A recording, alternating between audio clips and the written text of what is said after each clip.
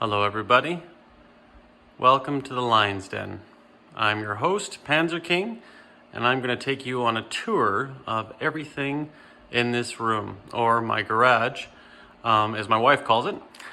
But to start with here, I have started with the scene above in the right-hand corner of my garage with these 3 TVs I've mounted. Always wanted to do 3 TVs. Ever since I was in Memphis, Tennessee, and I visited Graceland and I saw Elvis Presley's 3 TVs on the wall there, and I thought that was kind of cool, but until I found out the story, I guess the reason why he wanted 3 TVs is because he was visiting the President of the United States for one of his meetings or tours, and he was at the White House and he saw 3 TVs. I believe it was JFK who had them. It could have been Eisenhower, I'm not quite sure, but regardless though, that kind of what spawned him, and I've always wanted to have 3 TVs in here so you can see multimedia. It really works good for what I plan to do for Axis and Allies and Global War and historical board gaming is show the different war reels going on in different theaters of the war during this time. You can look even closer and you see these hats I have up here. I'm kind of a collector of World War II memorabilia. Some of these were actually costumes I had for Halloween. I remember I went as a US Navy sailor one time. Just recently got this German hat. This was a World War II Army officer I went for Halloween. Right here, this is a German officer's hat. Kind of partial to this one. It's kind of an Italian replica, obviously, but Italian visor hat, probably for a senior general. This is a British one, kind of Percival or Alexander-like. This one right here, I believe, is the U.S. Air Force.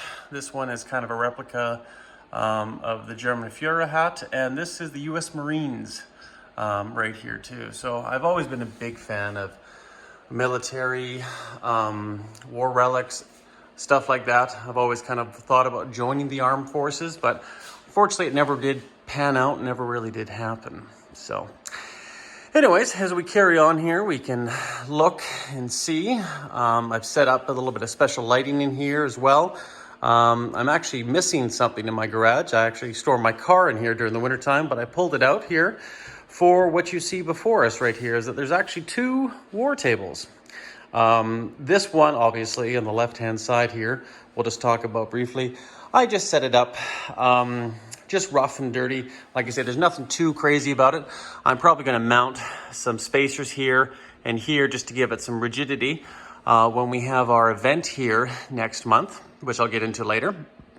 But you can see it's just nothing fancy, but it's just to give the option of having 2 tables in this room. It's supported by 4 tables from Costco and then 3 sheets of plywood with just some dividers in between for shelf space. Right here we have the Global War 30 version 2, or sorry, Global War 36 version 2 map on display right here. And then eventually this will be a version 3 map as well as the one on the other side here. Just carrying on over here, just to allow some more lighting in this room, I've set up my work lights that I usually use for various projects around the house and at work, just to allow more illumination in the room. Over here, I kind of opened this already. This kind of shows you some of the games I've had in my youth. Kind of all started with Axis and Allies, Europe and Pacific versions. I really was a big fan of that in my youth. Fortunately, I had nobody to play with, which was kind of a bummer. But you can see Napoleon in Europe. I would love to play that someday. You can see here we have dice, trays, all that stuff for the setup. Some various stuff, some manuals, expansion manuals. Some of these islands here, actually, I picked them up off of eBay for Axis and Allies War at Sea. And all these contain all the really good sculpts of various ships and nations and whatnot. So yeah, so that's kind of where I keep a lot of this stuff in here. Over here is kind of basically a place where I keep all my paints and models, brushes, everything that I need to set up all my nations And as you can see, it's a little bit disorganized right now, but keep it out of sight, out of mind. Some bigger paints as well here. So yeah, that's what's in these ones. I am a fan of World War II history and whatnot, but I'm also a huge fan of another love right here, and you can see in this one, which is Star Trek. I'm a huge Trekkie fan, or at least the Star Treks of the original series and of the 90s and the original movies. Some of the new Star Trek, I'm not a huge fan here. But this game here called Star Trek Fleet Captains is kind of cool. I've actually started collecting some of that and developing the nations. If you guys follow that, you'll probably know what you see ahead of you here. And then I'm also a Star Wars fan too. So Star Wars Armada. I kind of got the Star Wars Executor Imperial Star Destroyer there, Super Star Destroyer, as well as a whole bunch of other Imperial ships and fighters in the back, and then of course the Rebel faction as well. So just wanted to show you that's kind of a thing I'm into as well. Haven't played much of it just because I don't have the time, but hopefully someday down the road, definitely do. Over here you can see in this other one we have just some other games right here. You know, this is just kind of where we keep some family games, and obviously this is going to grow as my family grows and develop from there. But yeah, over here, we're just swinging around the garage and just seeing. Up here are these 3 magnetic boards. They're made out of the same stuff as the master table I made with the help of PG Custom Woodworks. And I'll show you that in a second here. But you can see here, I divided this into 3 nations. You have the, 3 factions. You have the Axis, you have the Allies, and then of course you have the Comintern. And when we have our big event here next month, which once again I'll get into in a bit, and we'll go over, I'll explain to you the value of having 3 different boards. It just makes life a little bit easier, and especially if you're developing technologies, there's not much room here for various nations to fit on here. Maybe you might get 1, 2, 3, but if you have 6 nations that have the same technology, it's kind of tough to fit them on there. That's why I also divided it up so you know where you're going. If you're an Axis player, an Allied player, or a Comintern player, you're going to go to your board. So yeah, over here, we'll pan around here and I'll show you what I have set up right now. I have Operation Barbarossa.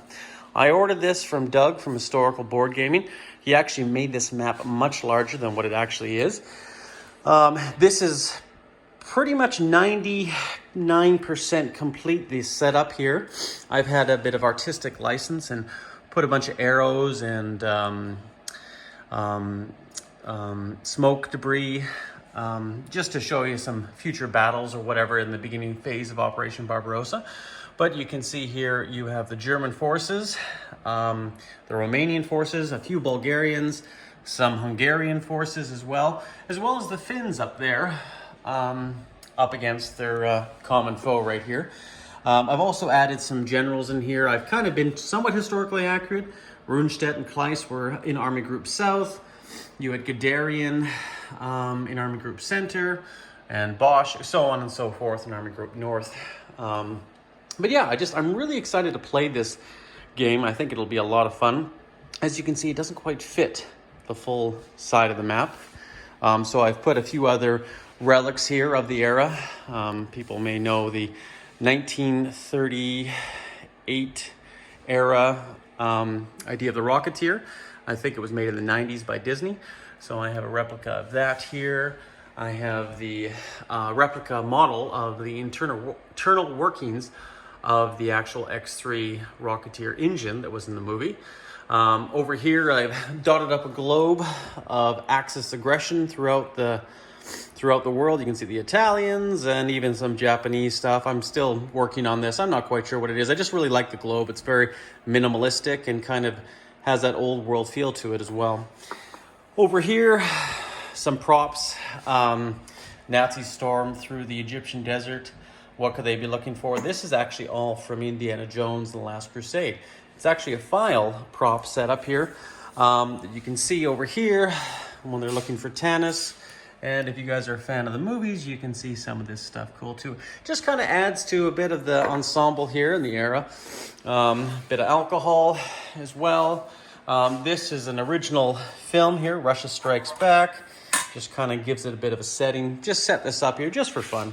And yeah, so what I'm going to do now here is just briefly go over, because we're not going to talk about a lot of things today. We're just doing a brief intro here and just showing you how my war room is set up and how things are going to go.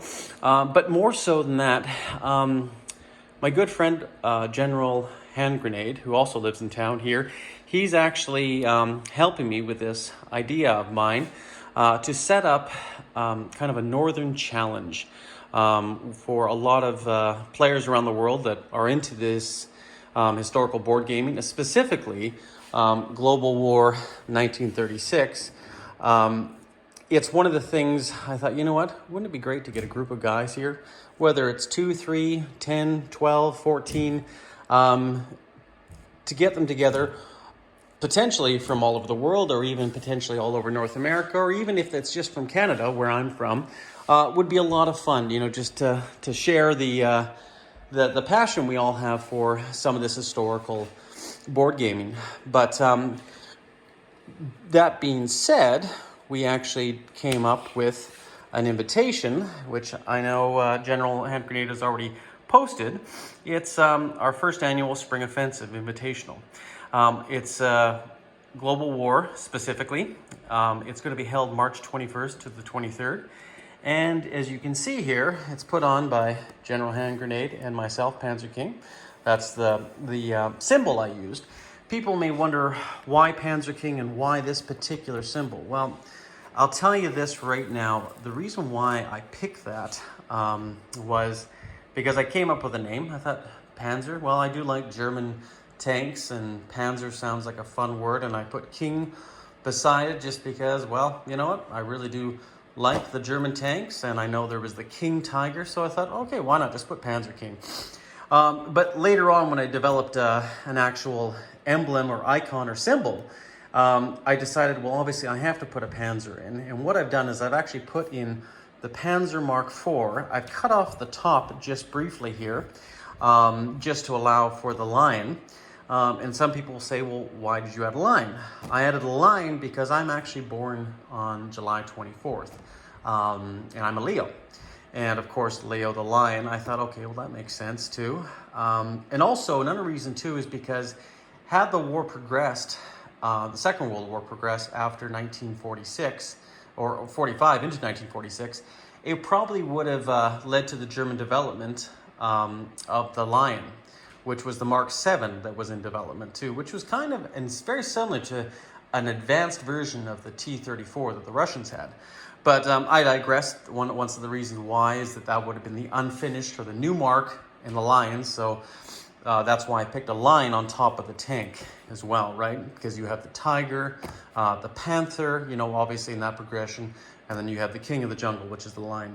Panzer King, well, obviously the symbol of the crown just to represent the king. But the wings are something that I actually fell in love with, was because my wife and I, we went to Venice. Actually, we did a whole Mediterranean tour for our honeymoon back in 2018, and we saw a very interesting city called Venice, which many people are familiar with, and the main symbol of that city is actually the winged lion, and I really like the look of it. And I know the Germans, the Italians, the Americans, just panning over here, all have symbols of eagles, especially the Italians and Germans and Americans in their symbols, right? But I was kind of partial to the lion, the winged lion. I just thought it was a very impressive and strong symbol, and that's why I ended up going with that. So that probably explains my symbol. I don't know if General Hand Grenade ever did one with him, but like I say, that's just one of the things that came to me, is that I wanted it to mean something to my life and to my experiences and some of my interests. So yeah. Anyways, back to the actual overall invitation here. We're going to be providing first, second, and third place medals for the teams. We're also going to be doing MVP awards, prize money, and gift cards. So what the heck does that mean? Well, let me show you over here. So here is the prizes that'll be awarded to first, second, and third. And you can see right here, these are the gold medals with a red ribbon. First place, Spring Offensive Champion of 2020.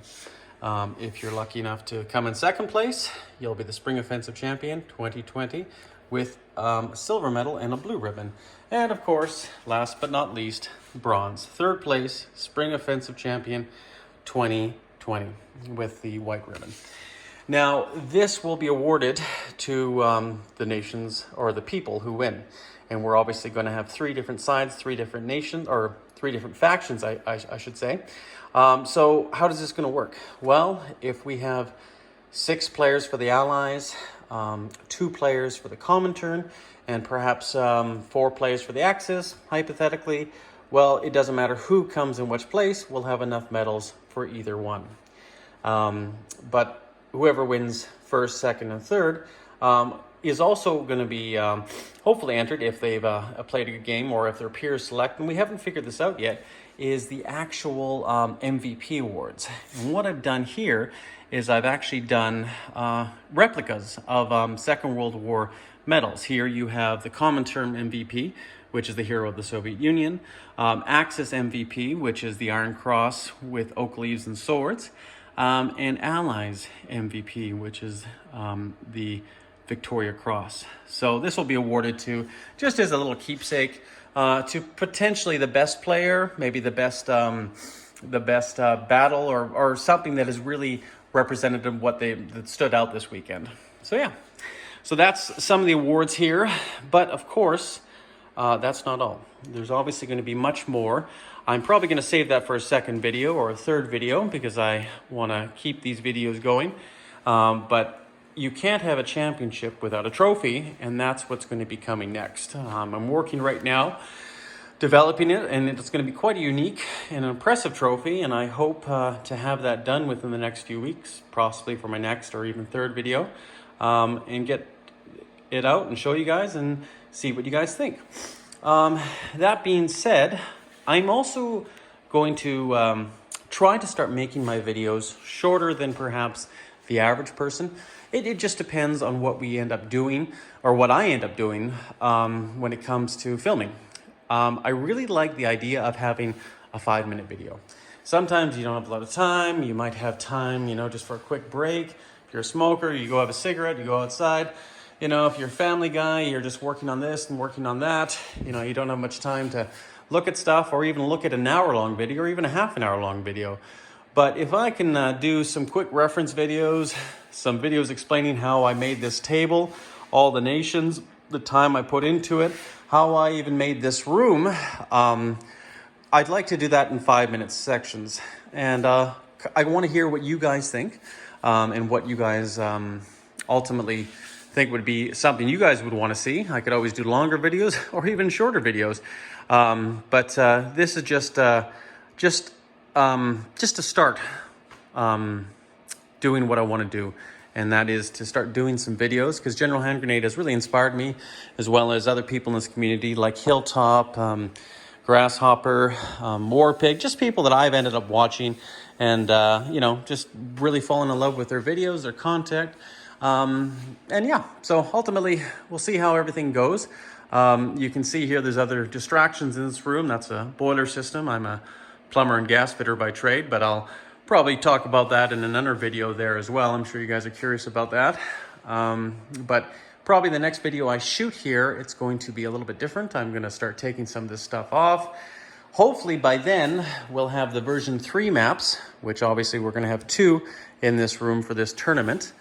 We don't quite know how many people we have yet. I was talking to General Hand Grenade the other day, and I think we have about 10, possibly 11 or 12, which is perfect, because that would be enough potentially to have 6 players, 3 for each table for the Allies, possibly 2 or 3 Axis players, and 1 Comintern for each table as well. People are going to wonder, well, how are you going to do the medals? How are you going to do the system? Well, how we're going to end up doing, and this is going to be the fun part about it. Sometimes when you play this game, you're always by yourself, If you're part of the Allies, yeah, you're kind of on a team or whatever, but especially if you're Russia, the Comintern, it's unfortunate because you don't really have anybody to work with. But the nice thing about having 2 tables, there's going to be 2 Russian players. And those 2 Russian players are going to be working together. They can't lend, lease, or trade anything between tables. But how their games are connected is through the point system that we're going to be awarding. Because that's how you win this game ultimately. At the end, how you get victory points, what you control. I believe one of the victory points for Russia, or even possibly Germany, is does Germany or Russia control these 3 territories, right? Or does Germany control these 3 territories, right? So ultimately, if Russia has a good game here and maybe a mediocre game over there, might be good enough for 2nd place, maybe even 1st place. So that's way every table and every player has a vested interest in everybody else. And it'll be fun to see how the 2 different wars transpire and how the different strategies will happen and what will go on. And ultimately, it's going to be a lot of fun. We're going to give 3 days to this. We're going to have a Saturday, Sunday, and Monday to play this whole setup. And I really would like, everybody here to really enjoy themselves, and I'm sure they will. We're going to take care of them. We're going to give them some sleeping accommodations. We're going to feed them. We're going to spoil them with a lot of Prince George, Northern BC hospitality. And ultimately, I'm just so happy that people have decided to come up here for this little spring offensive. Because I know sometimes there's not a lot of stuff going on in springtime, and that's why I called it the spring offensive. Just because it makes sense. It's kind of a war terminology, just like a campaign you would have, or an attack, like a spring offensive, or a fall fallback, or something like that. And hopefully, and I'm just hoping that this may spur on other tournaments throughout North America, or indeed the world, where we can get together and celebrate, or perhaps that's not the right word, to remember the sacrifices that a lot of people did in this war that ultimately shaped our history, even today. And we can learn from it, enjoy it, understand it, do the what-if school of history, as I always say. What happens if the Russians would have gone further? What happens if the Allies would have taken Berlin? What happens if the Axis would have invaded London, or perhaps even Washington? What would have happened? What would have happened? And of course, that's why I love this game, this Global War 1936 to 1945 game, because it does just that. No game is ever going to be the same. And with the numerous expansions, you could play this game probably till the rest of your days and never get bored. The one downside, of course, it's 3 days long. And that's why we're having this tournament for 3 days. So if you're watching this video, this is my first inaugural video for my channel, and kind of just a little shout out to this tournament that we're going to have on. And I'd love to hear comments from you guys. I'm sure there are things that I may say that are probably not the most accurate, or perhaps I'm wrong. And you know what? That's the best way to learn, is if somebody tells me, well, actually it's this or it's that, or you know what you could do. And that's what I love. I love just to be educated. I love to have a good debate or good talk about something, especially if I'm in the wrong, because that's how individuals learn, right? So, but yeah, anyways, I'm going to let you guys go here. I just wanted to do a brief tour here. I was trying to keep this under 30 minutes, and we're about 23 minutes in. And from that, we're going to be talking about all the nations that are around here, how I've set things up. There's still so much more work to do. What's going to be going on, what other prizes that we're going to have going on, and ultimately just give updates until we have this actual event. But I digress. It's time for me to get off here. So this is Panzer King signing out of the Lion's Den in Prince George, British Columbia. And we'll talk to you guys soon.